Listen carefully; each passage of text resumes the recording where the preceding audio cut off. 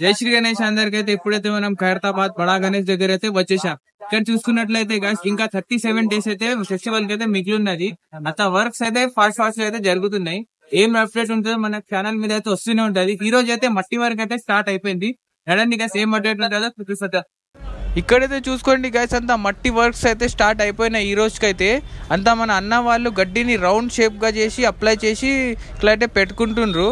Morning 6 o'clock నుంచి అయితే ఇదైతే స్టార్ట్ అయిపోయింది. మట్టి వర్క్, క్లే వర్క్ అయితే మొత్తం అయితే చేసుకుంటా ఉన్నారు. ఎందుకంటే ఇది గణేశుడు ఫస్ట్ లేయర్ అనమాట. ఫస్ట్ లేయర్ తర్వాత సెకండ్ లేయర్ అయితే వస్తుంది అనమాట. ఫస్ట్ లేయర్ గడ్డితో ఉంటుంది, సెకండ్ లేయర్ మళ్ళీ మట్టితోనే, థర్డ్ లేయర్ వరకు అయితే ఉంటుంది అనమాట. చూసుకోండి అంతా. ఈ రోజు అయితే August 31st అనమాట గైస్. ఇంకో 37 డేస్ 38 డేస్ అయితే ఉన్నది గైస్ ఫెస్టివల్కి అయితే. ఫాస్ట్ అయితే వర్క్స్ నడుస్తూనే ఉన్నాయి.